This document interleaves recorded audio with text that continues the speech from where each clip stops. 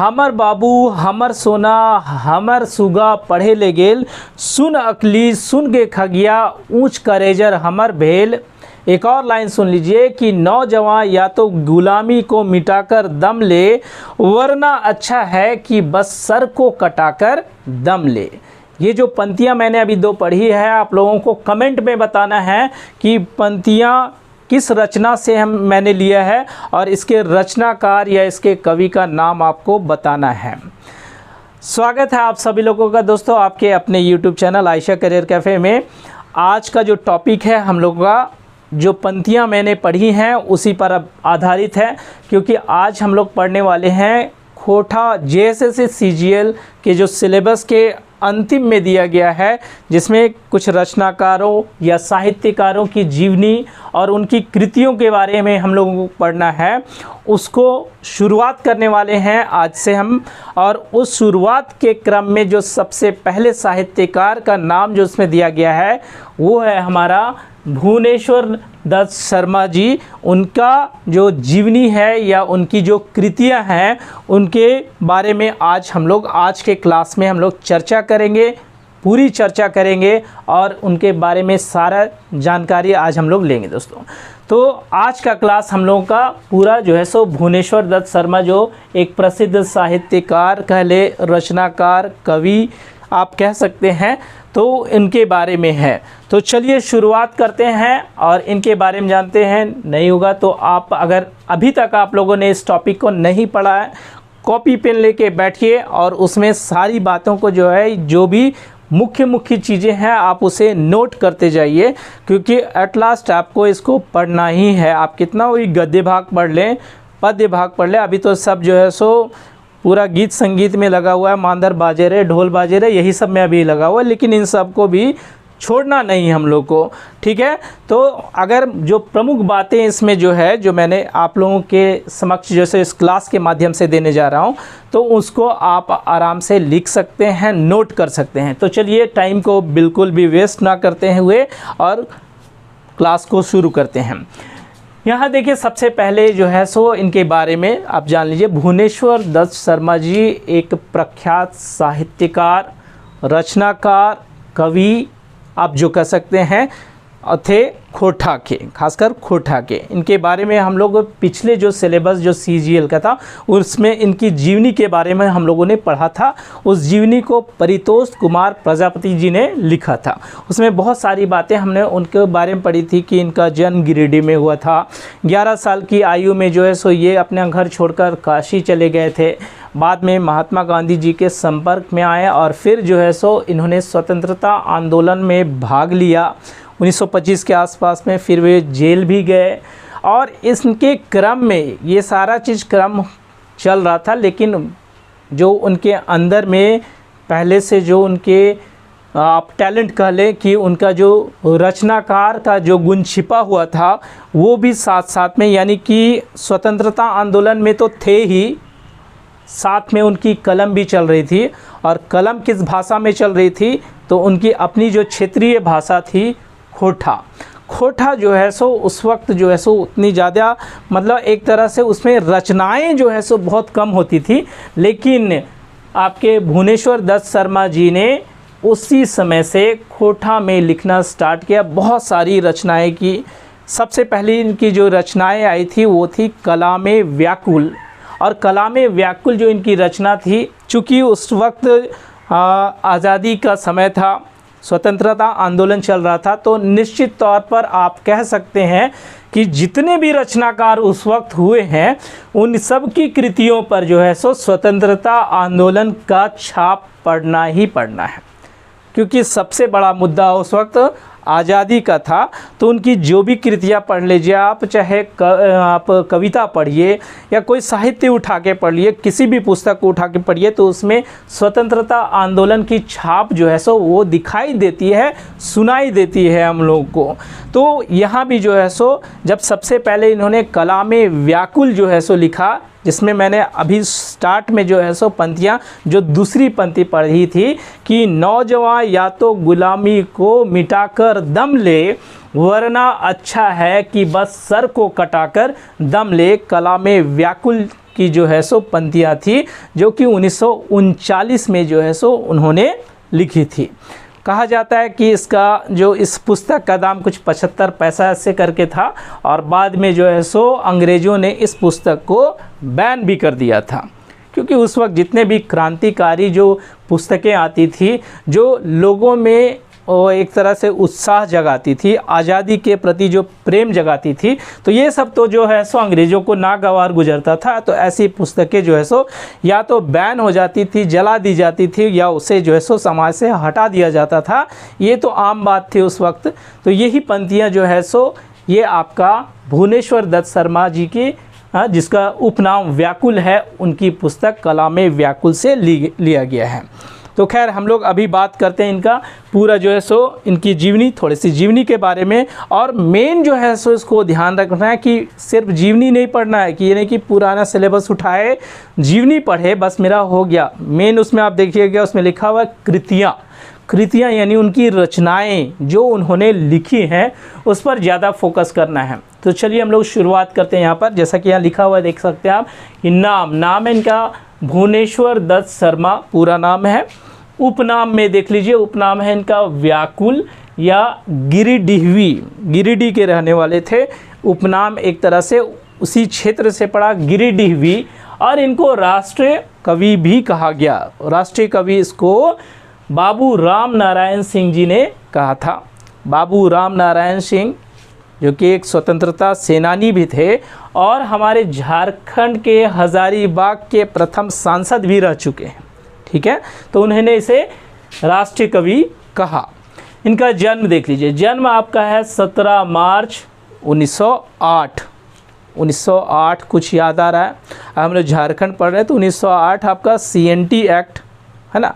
हालांकि उससे रिलेशन कुछ नहीं है, लेकिन याद करने का एक निंजा टेक्निक ये सब होता है कि आप किसी चीज़ को याद कर रहे हैं ना, तो रिलेट करके याद करने ना, तो जब भी आप उस चीज़ के बारे में सुनेंगे पढ़ेंगे ना, तो आपको याद आ जाएगा 1908।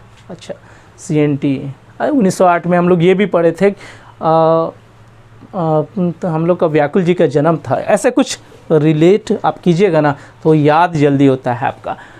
17 मार्च 1908 जो है सो आपका जन्म देख लीजिए। स्थान कहाँ था, जन्म स्थान? तो महतटी गांव जो कि गिरिडीह में पड़ता है, लेकिन इनका जो रहन सहन ज़्यादातर हुआ वो था आपका विष्णुगढ़ हजारीबाग। उम्मीद करता हूँ कि बोर्ड में जो लिखा है मैंने वो आपको साफ साफ दिख रहा होगा। राइटिंग मेरी बहुत अच्छी नहीं है, लेकिन कोशिश किया हूँ कि इसमें जो बातें हैं, प्रमुख बातें, वो सारी लिख दूँ इसमें। ठीक है, चलिए। विष्णुगढ़ हजारीबाग में इनका ज़्यादा रहन सहन हुआ। इनके पिता का नाम जो है सो पंडित बलदेव प्रसाद उपाध्याय। पिता का नाम पंडित बलदेव प्रसाद उपाध्याय। माता का नाम शांति देवी। दादा जो है इनके पंडित अयोध्या प्रसाद उपाध्याय। दादा जो है सो इनके पंडित अयोध्या प्रसाद उपाध्याय। अब देखिए इस नाम के आगे ही है पंडित थे। तो बचपन में जो है सो इनको जो व्याकरण की जानकारी जो दी थी वो इनके दादाजी ने ही इनको दी थी, और पिता की मृत्यु के बाद जो है सो इनका लालन पालन भी जो है सो अयोध्या प्रसाद उपाध्याय जी ने इनको दी थी। तो पिता की मृत्यु के बाद लालन पालन तथा सबसे पहले भाषा व्याकरण इन्होंने ही सिखाया। जो भाषा व्याकरण, हम लोग जिस भी भाषा में बात करते हैं उसका व्याकरण, ठीक है, तो उस व्याकरण को जो है सो उसका जो बेसिक पॉइंट है या स्टार्टिंग के जो ABC है, वो सारा जो है सो वो उनको पंडित अयोध्या प्रसाद उपाध्याय जी ने यानी उनके दादाजी ने सिखाया। पत्नी जो है सो सरस्वती सुशीला देवी जो है इनकी पत्नी थी, जो कि कांग्रेसी सामाजिक कार्यकर्ता थी। ठीक है, कांग्रेसी सामाजिक कार्यकर्ता थी। निधन देख लीजिए आप, निधन है 17 दिसंबर 1984। 17 दिसंबर 1984 को इनका निधन हो गया। आप जन्म और निधन को एक साथ जो है सो याद कर सकते हैं। जन्म आप देखिए दोनों में 17 लगा हुआ है, यहाँ 17 मार्च है, यहाँ 17 दिसंबर है। ये 1908 है और ये 1984 है। ठीक है, 17 से आप थोड़ा सा दिमाग में आपको एक ट्रिक भिड़ा लेना है कि भाई 17 वहाँ भी था, यहाँ भी 17 है, महीना अलग है, मार्च दिसंबर, और यहाँ 1908 1984। खैर चलिए आगे देखिए। इनकी जीवनी मैंने बताया अभी कि इनकी जीवनी जो कि हमने पिछले जेएसएससी सीजीएल के सिलेबस में पढ़ी थी, इनकी जीवनी को लिखा था परितोष कुमार जी ने, और परितोष कुमार जी का जो उपनाम है वो है प्रजापति। तो परितोष कुमार प्रजापति ने इनकी जीवनी लिखी। बहुत सारी बातें, मतलब मुख्य मुख्य बातें जो हम लोग को इनके बारे में जानकारी पता चलती है ना, तो वो इनकी जीवनी से ही पता चलती है। ठीक है, बाकी और कृतियाँ जो है जो लिखे हैं हम लोग, हाँ, अलग अलग सोर्स से हम लोग निकालते कि कहाँ से जो है सो इन्होंने क्या लिखा वो सब, लेकिन मुख्य रूप से हम लोगों को परितोष कुमार प्रजापति जी ने ही इनके बारे में बता दिया। सम्मान देख लीजिए, सम्मान मरणोपरांत इनको जो है सो श्रीनिवास पानूरी स्मृति सम्मान प्राप्त हुआ 1989 में। कब प्राप्त हुआ? 1989 में। कहाँ? तो आपको मिला खोटा साहित्य संस्कृति परिषद बोकारो में, वहाँ पर जो है सो मरणोपरांत आपको श्रीनिवास स्मृति है ना, पानूरी स्मृति सम्मान आपको प्राप्त हुआ या दिया गया आपका। अब इसको देखिए कि ये मध्यकाल के कवि माने जाते हैं। मध्यकाल के कवि हम लोग जानते हैं कि खोटा के जो काल हैं उसको 3 काल में बांटते हैं हम लोग, आदिकाल, मध्यकाल और आधुनिक काल। आदिकाल आपका 1750 से लेकर 1900 के बीच में, 1900 ईस्वी के बीच में। मध्यकाल 1900 से लेकर 1950 के बीच में है, और 1950 के बाद से के जो आपके कवि या रचनाकार हुए उनको आधुनिक काल के कवि या रचनाकार हम लोग कहते हैं। तो यहाँ जो है सो इनको कहा गया है आपका, देखिए किन्होंने कहा इसको, ए.के. झा ने, बी.ए. नौहदार जी ने और गिरिधारी गोस्वामी यानी आकाश खूटी जी ने इनको मध्यकाल का कवि कहा। मध्यकाल यानी 1900 से 1950 के बीच का कवि। लेकिन उसमें डॉक्टर गजाधर महतो प्रभाकर जी हैं, उन्होंने इसको आधुनिक काल का साहित्यकार कहा, आधुनिक काल का साहित्यकार। अब ये मध्यकाल आधुनिक काल का कहने का इनका तात्पर्य, इनकी कृतियों से इसका संबंध हम लोग जोड़ते हैं कि इनकी कृतियाँ किस काल में ज़्यादा लिखी गई या ज़्यादा आई है, उसके हिसाब से हम लोग काल बांटते हैं। तो आप देख लेते हैं कि इनका जन्म 1908 1984 में इनकी मृत्यु हो गई, और इनकी जितनी भी कृतियाँ, ज़्यादातर कृतियाँ जो है सो आपके 1900 से 1950 के बीच में आपका जो है सो आई थी, इसलिए ये मध्यकाल के कवि हैं। लेकिन बहुत सारी कृतियाँ जो है सो आपका आज़ादी के बाद यानी 1950 के बाद भी आई। शायद यही वजह रही होगी, शायद कह रहे हैं, ये कंफर्म नहीं है, शायद यही वजह रही होगी जिसके चलते डॉक्टर गजाधर महतो प्रभाकर जी ने इनको आधुनिक काल का कवि कहा। उम्मीद है कि आपको इनकी जो जीवनी है, ये संक्षिप्त जीवनी आपको समझ में आ गई होगी, क्योंकि इधर हम लोग अब कृतियों के बारे में बात करेंगे। कृतियों यानी रचनाओं के बारे में कि इन्होंने क्या क्या लिखा, उन सब के बारे में। चलिए आते हैं कृतियों पर। कृतियाँ या रचनाएं जो हैं इनकी, सबसे पहले जो कृति मैंने अभी बात की थी वो थे आपका कलामे व्याकुल। कलामे व्याकुल, ठीक है, कलामे व्याकुल जो है सो आपका व्याकुल जी का कलाम, व्याकुल जी की रचना एक तरह से आप कह सकते हैं। ये आई, सबसे पहली रचना थी 1939 में, ठीक है। फिर आपका है तरानाए व्याकुल, व्याकुल जी का तराना। फिर प्रताप, वर्तमान, लोकमान्य, विश्वामित्र, पंच, हिंदू, हिंदुस्तान, बालक, जनता, सफ़र का साथी और छोटा नागपुर, ठीक है। छोटा नागपुर देख लीजिए, यहाँ पर अगर दिखाई नहीं दे रहा कोई बात नहीं है, लेकिन सुनाई दे रहा है ना, तो आप सुन के जो है सो उसको आराम से लिख सकते हैं। जो हमने पढ़ा है वीडियो को आगे पीछे करके उसको सुन के आराम से नोट कर सकते हैं, कोई दिक्कत नहीं है। छौवा दुलार, छौवा दुलार एक प्रसिद्ध कृति इनकी है, ठीक है। इस कविता है छौवा दुलार। ये इसके बारे में मैंने सबसे स्टार्टिंग में कहा, जो 2 लाइन मैंने पढ़ा ना, हमर बाबू हमर सोना हमर सुगा पढ़े ले गेल, सुन अकली सुन रे खगिया ऊँच करेजर हमर भेल। ये जो मैंने पंक्तियाँ पढ़ी थी ना, ये जो है सो आपका छौवा दुलार से ही लिया गया है, ठीक है। तो आपको ध्यान देना है कि ये जो पंक्ति अगर आ जाए एग्ज़ाम में कि स्टार्टिंग में कि ये पंक्तियाँ जो है सो किस रचना से ली गई है, आप वहाँ आंसर देंगे छौवा दुलार। इसके रचनाकार कौन है? तो इसके रचनाकार आप लिखेंगे भुवनेश्वर दत्त शर्मा, जिनका उपनाम व्याकुल है, ठीक है। तो इसलिए इसको ध्यान में रखना है।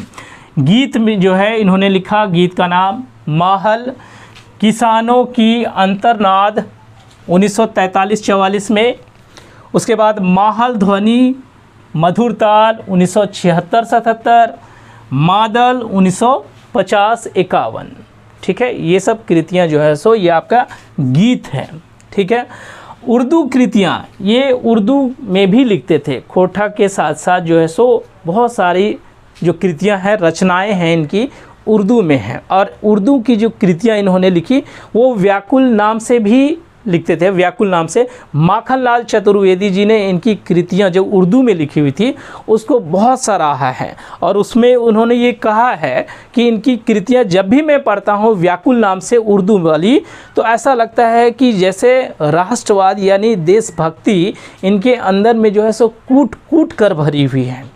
तो उसको ध्यान में रखना है कि ये उर्दू में भी लिखते हैं। उर्दू में जो इनकी कृति है उसका नाम है हुस्नो इश्क, हुस्नो इश्क। और दूसरा एक है फलक से, जो कि शायरी है, फलक से शायरी है। अन्य प्रमुख तथ्य में आते हैं, ये कृतियाँ इनकी थी, ये बहुत इंपॉर्टेंट है, इसको ध्यान में रखना है, ये कृतियाँ हो गई। अब जो कुछ और प्रमुख बातें इनके बारे में हैं उनको भी हम लोग जान लेते हैं। एग्ज़ाम में कुछ भी पूछ सकता है। CGL है, स्नातक स्तर का है, लेवल तो अच्छा खासा रहेगा। और CGL के तो सब दीवाने हो गए हैं। CGL की बात ही कुछ और है ना। CGL का जो है सो परीक्षा और इसका जो पद जो है सो जो आया है, इसको देख के जो है सो सब मास्टर लोग भी पगला गया है, स्टूडेंट लोग तो पगलाया हुआ है कि भाई हमको तो ये बनना ही है, ASO बन जाना है, BSO बन जाना है, या CI बन जाना है ना।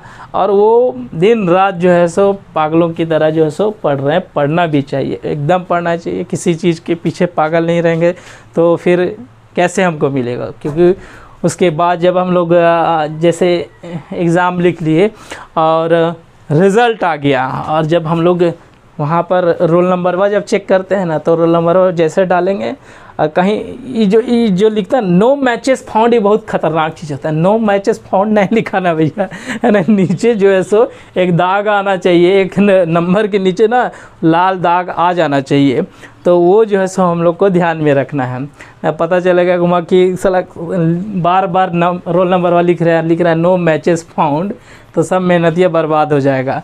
तो उसको हम लोग को ध्यान में देना है। ठीक है, तो ऐसा मेहनत करना है कि मेहनत जो है सो रंग लाए, और ASO BSO का जो सपना हम लोग या देख रहे हैं ना, वो सब पूरा हो जाए। तो चलिए यहाँ पर अन्य प्रमुख तथ्य इनको ध्यान में देना है। इनकी ज़्यादातर रचनाएं हज़ारीबाग, हाँ, जो रचनाएं इनकी जो आती थी ना, वो हज़ारीबाग के विष्णुगढ़ स्थित सुखद खोरठा साहित्य कुटीर, याद रख लीजिएगा, ये इम्पोर्टेंट है, सुखद खोरठा साहित्य कुटीर की ओर से प्रकाशित होती थी। रचनाओं का जो प्रकाशन, किताब लिख दिए, प्रकाशन कहाँ से होगा, तो कहीं से तो प्रकाशन होगा। तो इनकी प्रकाशन जो होता था वो सुखद खोरठा साहित्य कुटीर की ओर से प्रकाशित होती थी, जो कि विष्णुगढ़ हज़ारीबाग में है। 11 वर्ष की आयु में वे काशी चले गए, पहले बता चुके हैं। 11 वर्ष की आयु में काशी चले गए। 1925 ईस्वी में गांधी जी के साथ स्वतंत्रता आंदोलन में कूद पड़े। 1925 ईस्वी में गांधी जी के संपर्क में आए और स्वतंत्रता आंदोलन में जो है सो कूद पड़े। वे एक चनफनिया कलाकार, गवैया और बजवैया भी थे। ठीक है, टैलेंट कूट कूट के भरा हुआ था। ठीक है, ये चनफनिया कलाकार, एक कलाकार, उसके अलावा गवैया गाने वाले और बजवैया भी थे, बजाने वाले, गाना और बजाना दोनों जो है सो थे। उनकी कृतियों का विषय क्या था, पहले जो आप विषय मैंने बताया कि स्वतंत्रता आंदोलन का दौर था, तो कृतियों पर स्वतंत्रता आंदोलन की छाप तो पड़ेगी ही। उसके अलावा इनका जो विषय का भाव था वो था प्रेम विरह, अलगाव और ज्ञान, माइक महतम, माई की महता, माँ की महता, दुलारिक भाव, जो दुलार का भाव है वो ये। ठीक है, ये इनकी जो है सो जितनी भी कृतियां हैं उनका भाव था लिखने की। मतलब अगर हम कोई कृति लिखते हैं तो हम कोई विषय सोच साच के लिखेंगे ना भाई, कि ना हम लिख रहे हैं आज़ादी केवल, तो उसमें तो एकदम देशभक्ति वाला भाव आना चाहिए ना। तो इसका जो भाव था ये सब, ठीक है, इसको ध्यान देना है। आगे हम लोग ये जो छुआ दुलार की जो पंक्तियाँ हैं, इसको मैंने जो पढ़ा था, ये इम्पोर्टेंट है, आ जाएगा तो आपको लिखना पड़ेगा कि ये कहाँ से लिया गया है। छुआ दुलार की पंक्तियाँ वही, हमर बाबू हमर सोना, हमर सुगा पढ़े ले गेल, सुन अकली सुन गे खगिया, ऊंच करेजर आयजे भेल। ये जो पंक्तियां हैं ये असल में क्या है कि रचनाकार की विचारधारा को प्रकट करती है कि किस विचारधारा के वे व्यक्ति थे, उनकी कृतियां किस विचारधारा की ओर चल रही थी वो बताती है। इनकी विचारधारा थी ये प्रगतिशील विचारधारा। पढ़ने की बात हो रही है, बच्चों के पढ़ने की बात हो रही है, आगे बढ़ने की बात हो रही है। और पढ़ने और आगे बढ़ने से माता पिता का जो कलेजा है वो ऊंचा होता है, उनका सर ऊंचा होता है, समाज में उनकी प्रतिष्ठा बनती है, वो आप कहना चाहते हैं। तो ये प्रगतिशील विचारधारा की बातें इस पंक्ति में कही गई है, इसको ध्यान देना है। ठीक है, अगला, स्वतंत्रता आंदोलन के दौरान वे जेल भी गए, बिल्कुल हम पहले भी बता चुके हैं। और हज़ारीबाग जेल में जो है सो 1930 ईस्वी में, हज़ारीबाग सेंट्रल जेल जो जयप्रकाश नारायण कारा है, वहाँ पर 1930 ईस्वी में उनकी मुलाकात जो है सो एक प्रसिद्ध साहित्यकार, प्रसिद्ध महान हम लोग कहेंगे महान साहित्यकार, प्रसिद्ध साहित्यकार जिनका नाम था रामवृक्ष बेनीपुरी जी। रामवृक्ष बेनीपुरी जी से उनकी मुलाकात होती है। ठीक है, और उनकी मुलाकात होती है, उसमें बहुत सारी बातें जो है सो उनकी मुलाकात की बातें हम लोग कह लें या उनकी छाप जो है सो उनके प्रकाशन में दिखाई देता है। जो रामवृक्ष बेनीपुरी जी का जो प्रकाशन होता था, चाहे पत्रिका है, उनमें जो है सो आपका भुवनेश्वर दत्त शर्मा जी के बारे में बहुत सारी बातें हैं। तो वो सब सारी चीज़ें जो है सो उनमें स्पष्ट दिखाई देती है, मतलब उनकी छाप। ठीक है, उसके अलावा अभी हमने कहा था कि ये उर्दू में भी जो है सो इनकी कृतियाँ जो है सो उर्दू में भी छपती थी, उर्दू में भी लिखते थे। तो माखनलाल चतुर्वेदी जी ने लिखा है कि व्याकुल उपनाम से जो उर्दू में लिखी गई जो शायरी है, उसके अलावा व्याकुल उपनाम से उर्दू में लिखी गई भुवनेश्वर दत्त शर्मा की कविताएं, जो कविताएं हैं, उसे सुनकर तो मुझे बहुत प्रसन्नता हुई। ये कवि हैं और राष्ट्रीयता इनमें कूट कूट कर भरी है।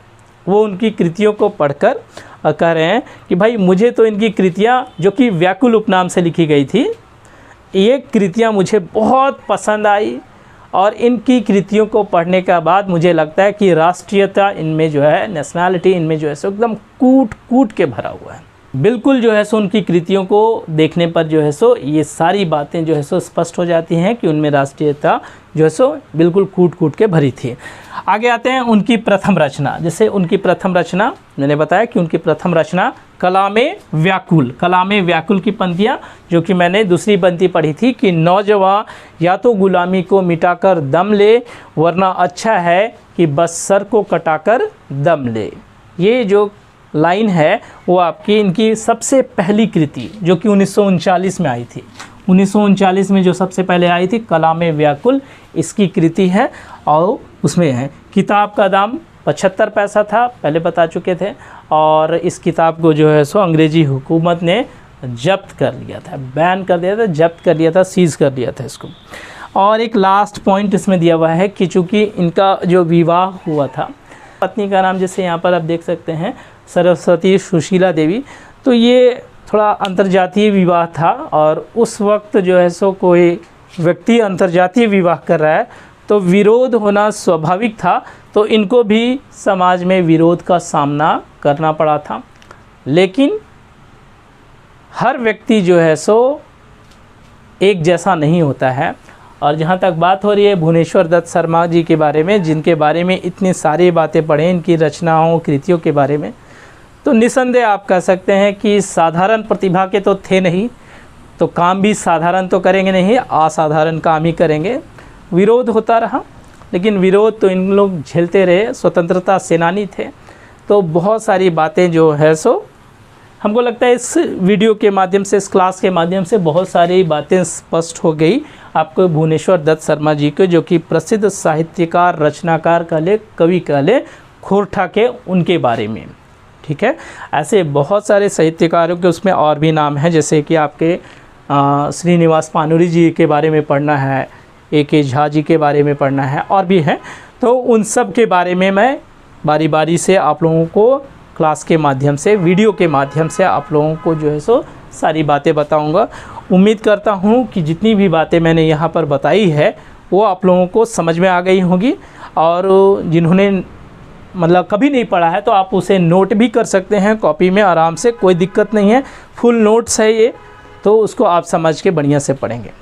तो क्लास कैसा लगा उसको आप अपने रिएक्शन के माध्यम से बता सकते हैं। वीडियो को एक बार लाइक ज़रूर करें, अपना कमेंट दें, और अगर वीडियो को पहली बार देख रहे हैं तो हमारे चैनल को सब्सक्राइब कर लें, क्योंकि बहुत सारी वीडियोस या बहुत सारे क्लासेस के वीडियोस जो है सो अभी आने बाकी हैं अलग अलग टॉपिक्स के। तो उन सब के जो टॉपिक्स के वीडियो मैं बनाऊंगा, सब्सक्राइब किया हुआ रहेगा, बेल आइकन दबाया हुआ रहेगा, तो सबसे पहले नोटिफिकेशन आप तक जाएगा दोस्तों। धन्यवाद।